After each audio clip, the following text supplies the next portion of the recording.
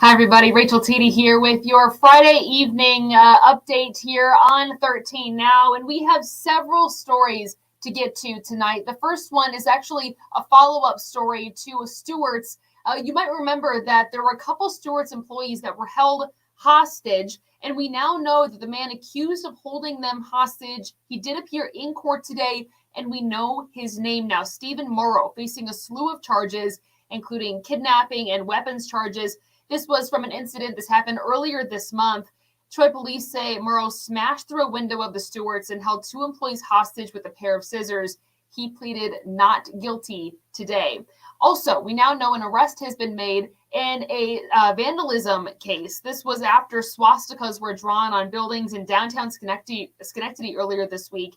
The arrest has been made in connection with this, and this was after police say 28-year-old Gabriel Mims drew these swastikas on a church.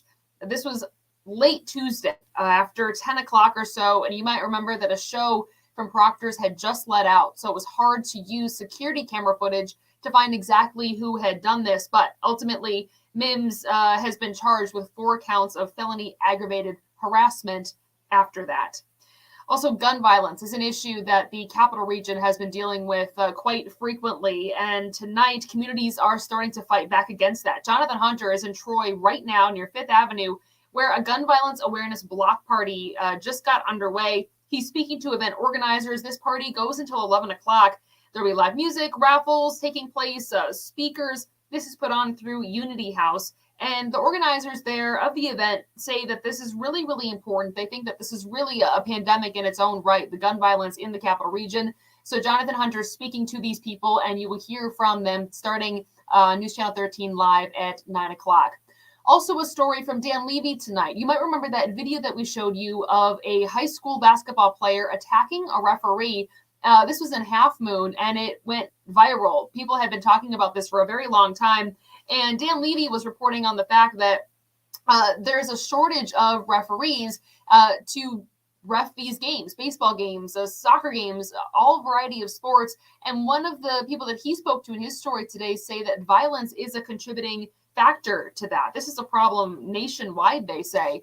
They also say there is a 5-year strategic plan to address this ref shortage, but it's really been a problem to recruit younger folks since people are retiring from doing this 4 times the rate, then they're able to bring them in. So coming up tonight on News Channel 13 live at 9, you're going to hear from him a really interesting story about how they're trying to combat this. But first, I do want to bring in Paul Cayano, who will let us know what we need to know for the weather tonight into the weekend. Well, it looks like we're going to have a chilly northwest breeze carrying us into the night, which will lower the humidity, but also bring unseasonably cool weather in for the upcoming weekend. A few passing clouds around during the day on Saturday, and maybe a couple of sprinkles in the Adirondacks and Green Mountains, but we'll have enough sunshine to get us into the lower to mid 60s for highs, but that's it. Another chilly start on Sunday morning and more sun for Father's Day on Sunday. However, still only near 70 for a high, which is nice, but it's about 10 degrees below normal. 54 tonight, partly cloudy, breezy, and much cooler, only 62. That's unseasonably chilly for June. Just a spotty shower in the northern mountains. 70 Sunday, then an upward swing early to midweek next week, back into the 80s by Wednesday.